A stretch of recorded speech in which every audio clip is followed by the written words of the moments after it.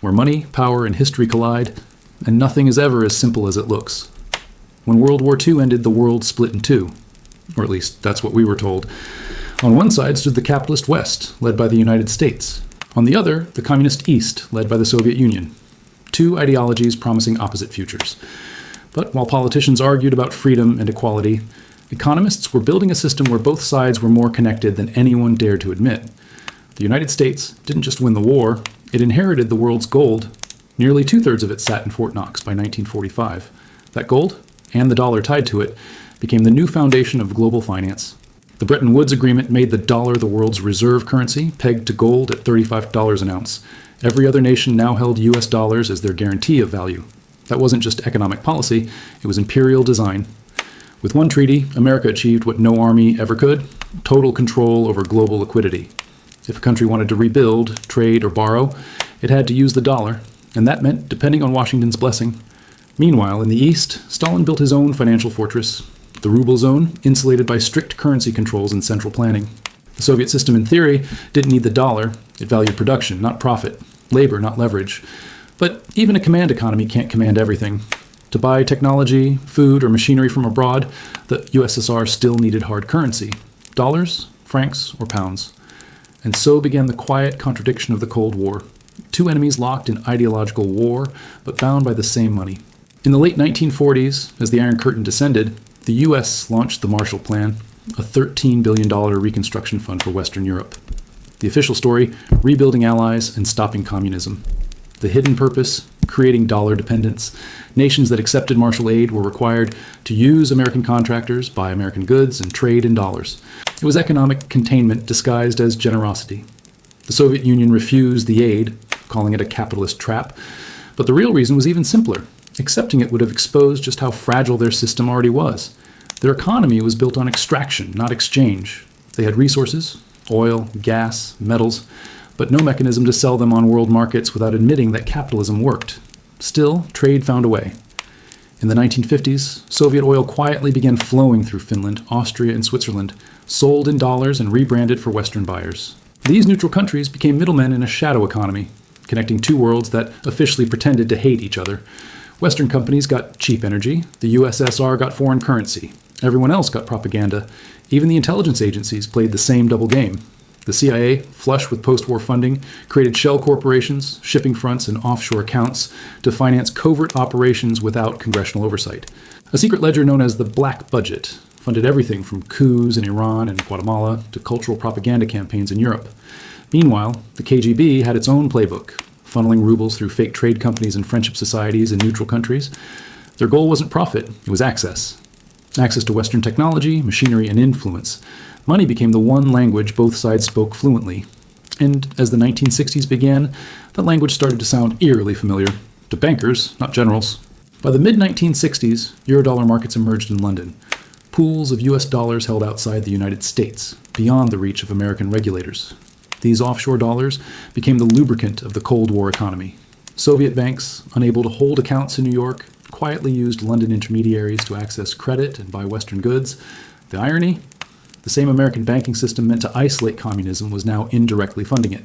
Declassified records show that by 1973, Soviet entities held billions in Western accounts. Their oil exports, denominated in dollars, provided a steady stream of hard currency that propped up the regime even as their ideology crumbled.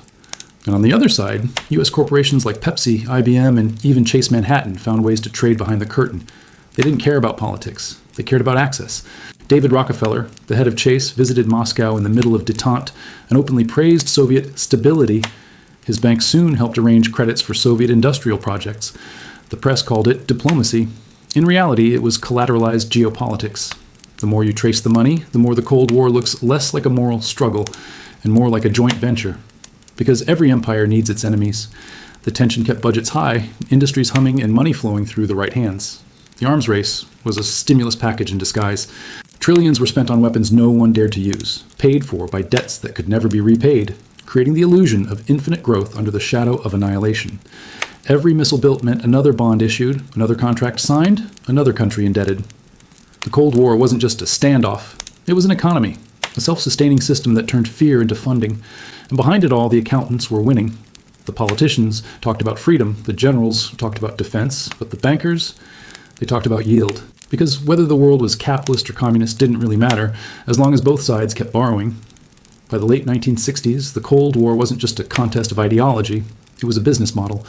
The world's most dangerous standoff had become the perfect excuse to print, lend, and control at scale. Washington called it defense spending. Moscow called it 5-year plans. Economists quietly called it demand creation, because fear guarantees liquidity. The U.S. military-industrial complex, a term Eisenhower warned about in his farewell speech, became the beating heart of the American economy. Entire industries, from Boeing to Lockheed Martin, existed not to win wars, but to fund one that could never be allowed to end. Each new arms race, nuclear, chemical, space, was another form of stimulus. Every missile silo built in North Dakota meant thousands of jobs, new suburban mortgages, and another boom on Wall Street. Across the Iron Curtain, the USSR mirrored the same addiction, a state-run machine burning through borrowed dollars and imported technology to keep up appearances. They were building tanks with credit from their enemies. That was the secret symmetry of the Cold War. Two systems that claimed to oppose each other, both hooked on debt, energy, and illusion. The American dollar, once backed by gold, became backed by confidence, and by the very tension it helped fund. But in August 1971, the illusion cracked. When Nixon ended the gold standard, closing the gold window, the dollar became a free-floating promise, no longer tied to anything physical. On paper, this was a response to inflation and foreign demand for gold. In reality, it was liberation. The U.S. could now print infinite money to finance infinite power. The Cold War was suddenly not just sustainable, it was profitable. Almost overnight, petrodollars replaced gold as the new foundation of global finance. Through secret negotiations with Saudi Arabia, Washington ensured that all oil exports would be priced in dollars. Every country now needed U.S. currency to buy energy, creating a perpetual demand cycle. Oil became the bloodstream of the global economy, the dollar became its heart. And from that moment on, America no longer needed to conquer territory to rule it. Control the flow of oil, control the flow of dollars, and you control the flow of life itself. Meanwhile, the Soviet Union turned the same resource into its lifeline. The 1970s oil shocks, which crippled Western economies, brought Moscow record revenues. They exported crude to Europe in exchange for Western credit and industrial equipment. In public, they condemned capitalism. In private, they depended on it. The West pretended not to notice, because Soviet oil kept European factories running, and Western banks earning. Chase Manhattan, Credit Lyonnais, Deutsche Bank, all of them were quietly financing the enemy through intermediaries in Austria, Cyprus, and Switzerland. The more you dig into the archives, the clearer it becomes. Ideology was theater. Money was the script. Even U.S. intelligence operations, the grand chessboard of coups and proxy wars, were powered by hidden funding networks that had nothing to do with Congress or oversight. The CIA's black budget became the world's largest unaccounted-for pool of capital. Using offshore accounts, shell foundations, and front companies, they funded everything from anti-communist movements in Asia to death squads in Latin America. In 1976, journalist William Bloom described it perfectly. Wherever there's revolution, there's cash flow. At the same time, the KGB was running its own shadow empire, not of spies, but of bankers. Soviet intelligence created trading firms in neutral countries like Finland, Italy, and Liechtenstein to funnel oil money into Western banks. These funds paid for embargoed goods, computers, semiconductors, even entire production plants. It was industrial espionage disguised as economic diplomacy, and it worked. By the 1980s, Soviet trade with the West reached over $100 billion a year. That was the same decade Reagan called the USSR the evil empire. Behind closed doors, the two sides were propping each other up, each too invested in the system to collapse it. That's why the Cold War never went nuclear. Not because of morality, but because mutual destruction wasn't just military, it was financial. Blow up your enemy and you blow up your creditor. So instead, they exported the destruction elsewhere, to the developing world. Africa, Latin America, Southeast Asia. These became the real front lines of the Cold War economy. The US and USSR poured billions into proxy regimes, financing revolutions and counter-revolutions that kept raw materials flowing and markets under control. Each side claimed to be fighting for freedom. In reality, they were fighting for access to oil, to copper, to influence. Every coup, every civil war, every people's revolution was a transaction. The Contras in Nicaragua, the Mujahideen in Afghanistan, the Sandinistas, the Shah, the junta, all funded by someone's spreadsheet. The Cold War was the world's most profitable illusion. And behind it all, the bankers were always one step ahead. They weren't loyal to nations. They were loyal to margins. Swiss banks laundered Soviet funds and CIA money side by side. London's Eurodollar market, deregulated, opaque, and offshore, became the perfect hiding place for both capitalist profits and communist debts. While governments shouted about ideology, bankers built globalization. When the Berlin Wall finally fell, people celebrated the end of history. But history didn't end. It was monetized. Because even as the Soviet Union disintegrated, its money didn't disappear. It simply changed flags. The same oligarchs who stripped state assets in the 1990s had been managing Soviet trade accounts for decades. They didn't suddenly become billionaires. They were simply revealed. The Cold War ended where it began, in a ledger.